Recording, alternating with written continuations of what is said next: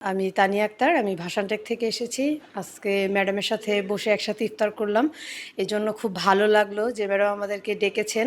নির্বাচনের আগে প্রত্যেকটা দলই দেখেছি যে তারা আমাদের কাছে আসতো ঠিকই, ভোট চাইতো, ক্যাম্পেইন করতো, কিন্তু নির্বাচনের পর তারা যখন জয়ী হতো তখন কিন্তু তারা আর আমাদেরকে ডাকতো না, আমাদেরকে মনে রাখতো না। এক্ষেত্রে একদমই ভিন্ন। বাংলাদেশ জাতীয়তাবাদী দল, তাদের কথার সাথে কাজের মিল রয়েছে এবং দেখছি আমরা সেটা হচ্ছে তারা আমাদেরকে বলেছেন যে আমরা নির্বাচনের পরও আপনাদেরকে মনে রাখবো, আপনাদের সাথে কাজ করব। সেটা তাই হচ্ছে। আমাদেরকে নির্বাচনের পরেও তারা ডাকছেন, আমাদের এলাকাগুলো নিয়ে তারা ভাবছেন। ভাসানটাকে এখন অনেকগুলো সোলার লাইট লাগিয়েছে। বস্তিটা একদমই অন্ধকারচ্ছন্ন।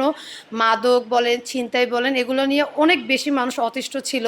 কিন্তু এখন 410টা সোলার লাইট আমাদের এই বিএনপি দল এখানে স্থাপন করেছেন। সবগুলো হচ্ছে সোলার প্যানেল লাগানোর চলমান প্রক্রিয়া চলছে। তার সাথে হচ্ছে আমাদের ভাসানটাকে বলেছেন 15 দিন পর পর মেডিকেল ক্যাম্প হবে এবং এছাড়াও বর্তমানে আমাদের এখানে মশা নিধনের জন্য তারা স্প্রে করছে, প্রত্যেকটা বাড়ি বাড়ি যাচ্ছে।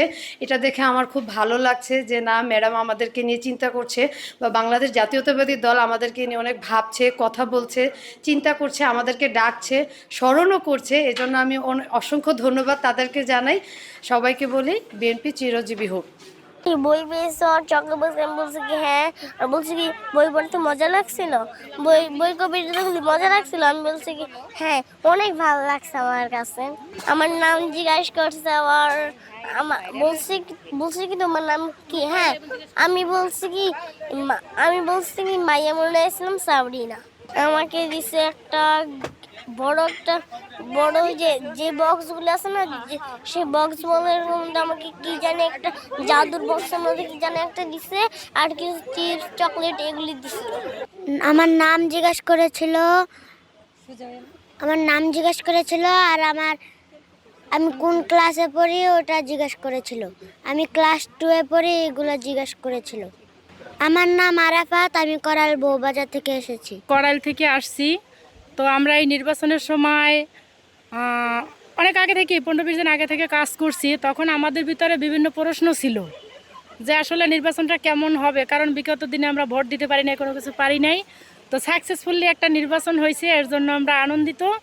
তো এরপরে একটা হতাশা ছিল যে আসলে নির্বাচন হইলে পরে আমাদের মতন যে একটা জনগোষ্ঠী আছে, আমাদের যে একটা আছে, সেটাকে হয়তো কেউ মনে রাখে না ভোট দেওয়া পর্যন্ত। কিন্তু আমি এই জায়গা থেকে আনন্দিত আজকে যে আমাদের সাথে উনি একত্রে যেভাবে কথা দিয়েছিল সেভাবে আজকে ইফতারি করবে, এটা আমরা কখনো কল্পনা করি নাই। এটা আমার একটা ভালো লাগার জায়গা এবং আমাদের যে মূল্যায়ন করে এটার প্রমাণ। তো আমি আশাবাদী যে এই দলটা যদি আমরা সবাই একত্রে সহযোগিতা করি, সুষ্ঠু সুন্দরভাবে দেশ পরিচালনা করতে পারবে। আর সব থেকে ভালো লাগছে যেটা ডোনার ভাই প্লাস ম্যাডাম যে কথাগুলো বলছে যে প্রত্যেক মাসে একটা ডাক্তারি ফলো আপ যে হবে আমাদের কমিউনিটিতে। তো আমাদের দেখা যায় যে বিভিন্ন বড় বড় রোগে ভোগা হয়, কিন্তু টাকার অভাবে হোক, আর্থিক অবস্থা বিভিন্ন দিক থেকে কোথাও বাইরে যাওয়া হয় না। ওই জায়গা থেকে যদি ম্যাডাম প্রত্যেক মাসে একটা সাপোর্ট দেয় বা চেক আপের জন্য করাইল যায় বা এই সাপোর্টটা দেওয়া হয়, তো আমরা করাইলবাসী অনেক উপকৃত হব। ম্যাডামের সাথে আজকে কথা হয়েছে। সরকার গঠনের আগে ম্যাডাম আমাদের কথা দিয়েছিলেন যে গার্মেন্টস শ্রমিকদের, নারী শ্রমিকদের যে মাতৃত্বকালীন 6 মাস ছুটি, সেটা হচ্ছে স্ববেতনে 6 মাস।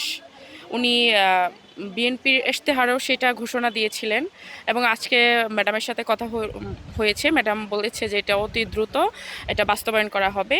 আর নারী শ্রমিকদের জন্য হচ্ছে বাচ্চা রাখার ডে কেয়ার সেন্টার, নারী সেল, তারপরে হচ্ছে নারীদের সুচিকিৎসার জন্য, তার বাচ্চাদের শিক্ষা ব্যবস্থার জন্য, এগুলো নিয়েও কাজ করবে। আর বাংলাদেশের নারী শ্রমিকদের যতটুকু নিরাপদ সুরক্ষাভাবে তারা কর্মস্থলে কাজ করতে পারবে, সেটার জন্য পুরোপুরি ব্যবস্থা নেবে এবং ইনশাল্লাহ আমরা আগামীতে ভালো কিছু দেখব গার্মেন্টস শ্রমিকদের জন্য।